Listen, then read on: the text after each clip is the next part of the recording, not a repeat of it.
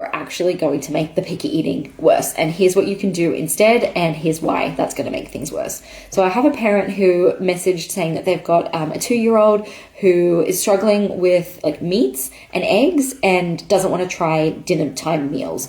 And so I've asked a few follow-up questions, and some of the answers here are that he doesn't like to try foods, but he does eat reasonably well from the other food groups. He's 2, and that he doesn't seem to be interested particularly in dinner foods, because I asked, is that with all meals or just dinner foods?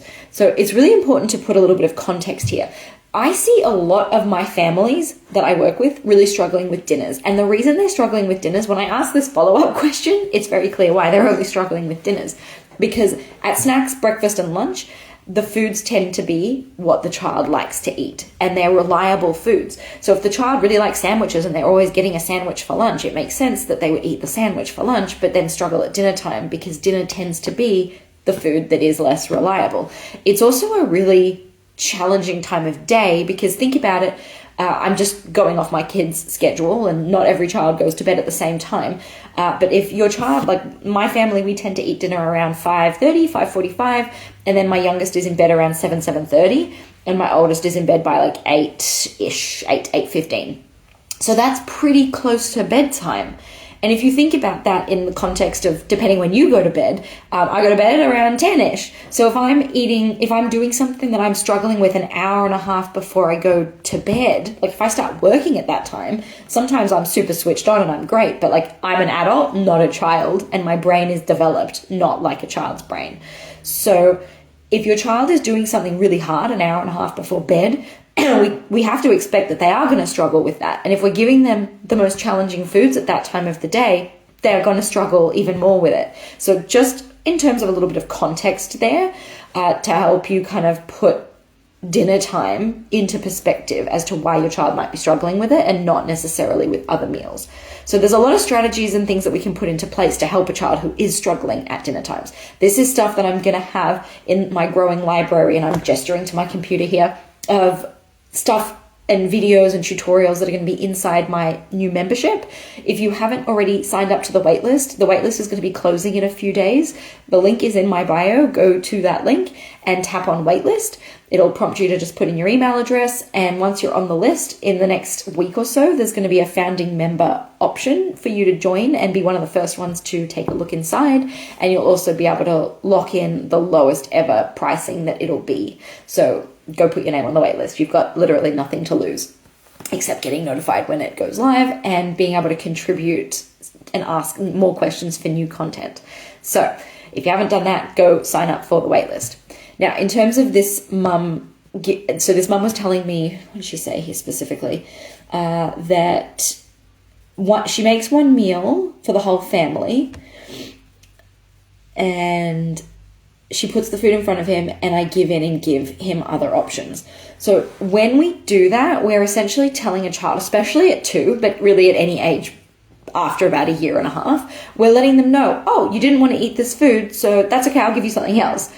Then that there's zero incentive for them to ever eat that food if they are getting something else. And a really interesting piece of research came out probably 6 months ago, and this isn't super surprising, but it was interesting to hear it in context, was that when families do that, they are typically giving their child a less nutritious meal. So Amy, if you're still on the live, let me know, would you say that the food that you're giving in and giving your 2-year-old after they've refused your dinner, is it less nutritious? Because this research found that it typically was less nutritious. So if your child really likes, like let's say you made a pasta with a veggie sauce and meat in it, and they didn't eat that and you gave them chicken nuggets instead, that's far less nutritious. And most parents in this situation are seriously concerned about their child's nutrition. So do you see how what's happening here is this cycle of, I'm worried that my child's not eating a good variety, or they're not trying the food that I make. I'm making one meal, then I give them something else, but it's less nutritious. They eat the thing that's less nutritious, so I'm glad they've eaten something, but now I'm worried about their nutrition. And there are no tools in place to prevent this from happening, so that the child actually, if we can backtrack here, to actually eats the meal and doesn't require this less nutritious option. And so what we need to do is put some strategies, practical strategies into place at dinner and also at other times of the day to really help the child be able to be successful with that first meal, so they don't require additional food or meals, because that's like, it's not a good long-term solution to give your child a separate meal anyway, but it's also going to make the problem worse. So there's a few issues that crop up when you do that. It's usually Wheat Bix with fruit or wrap with peanut butter and apple. Okay, so that's super duper reliable, and I'm guessing that might be something that they have earlier in the day. Personally, I'm a big fan of not giving the same food twice in the day, because one, it can lead to the child getting burnt out on it. So if, like, for example, you do have something nutritious like the Wheat Bix with fruit, but if you're giving that twice a day, multiple times a week, your child is more than likely going to get sick of it, and then they'll have lost more reliable foods from their list. And that is still a nutritious meal that you're giving. So it's not that it's, in this case, it's not that it's less nutritious, but it's still not the meal that you're making, and it's still creating this crutch of child doesn't want to eat what you've made. Now you've got to make them something else. And especially if you've got other kids in the house, like I'm working with a family at the moment who is struggling with this, that the other child is seeing that the other kid is getting something different, so they want that thing too. And if you are giving something less nutritious, then the other kid is also wanting the less nutritious thing. And if that kid, the one that's not struggling with pickiness, is seeing the other kid getting what they want, they're going to start becoming more picky too, because they're going to say, oh, I want the chicken nuggets, or I want a peanut butter wrap. I don't want this food. So now you're creating a problem with another kid as well. Is it advisable to give dinner in separate items, noodles, sauce, meat, example? It depends. It's a good question, and it's a nuanced question. It depends where that first child is starting from. If you've got a kid who's only just starting to get selective, I would absolutely not be giving anything separate. I'd be saying the pasta comes with the sauce, and here's the pasta with the sauce. Because once you start separating things, the child is just going to eat the noodles. And then that becomes, I'm worried that my child is only eating the noodles, I want them to eat the sauce, so I tell them that they need to eat the sauce, which makes the child not want to eat the sauce. And that becomes this source of, not sauce. It becomes a source, as in SOURCE, becomes a source of more concern that the child isn't eating the nutritious part of the meal. So I wouldn't advise to give it separately. If, however, I'm working with a neurodivergent client who's been struggling with this for 3 years, and they really struggle with foods touching each other, we have to come at this from a different angle and more slowly so the child can be successful. Because if you give a child like that, the only option is to have it with sauce on there, they're going to freak out, not come to the table, they're going to be having a meltdown, they're going to be panicking. We don't want the child in panic mode, so we need to do it slowly. So it's very much a nuanced answer depending on where that child is starting from. It could also be that he's not that hungry from snacks later in the day. What time should snacks stop if dinner is at 5? Good question. I've got a ton of videos about this on YouTube, and also it probably pinned in my schedules playlist on TikTok. What I would suggest, I'm also going to have videos. There are videos about this, how to set up a schedule, inside my Mealtimes Without Meltdowns course, which if you join the waitlist and join the membership, you'll get access to all of those courses at like a fraction of the price of buying the course. So go and put your name on the waitlist if you haven't done that yet. What I would usually recommend, it is a bit nuanced, depends on when the child gets home from school, if they're at school, how much they're eating at school, how much they've eaten through the day, but generally, and the child's age. Generally, I would say at least 2 hours before dinner to not have snacks.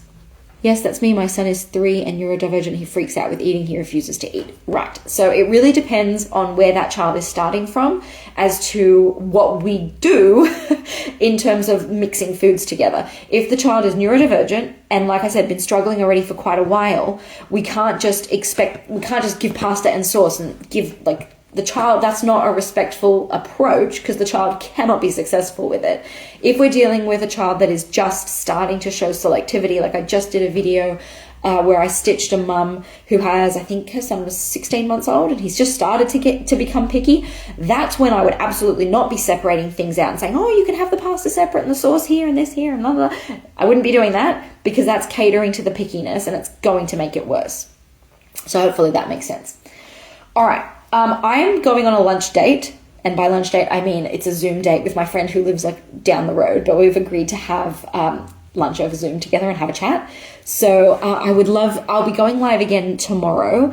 If you've got any questions, separate to the membership, because I've been working on that and I'm really excited to launch that, because it's a way that I can help more families without having to commit to coaching. If you are a family who is interested in coaching, I have a client that is graduating. So I do actually have, and this is pretty rare, a space available in my one-on-one practice. If you're interested in that, what you can do is you can either go straight to my website and book a discovery call, or you can flick me a private message on Instagram or TikTok and ask about that space, and we can set up a time to chat on the phone for coaching.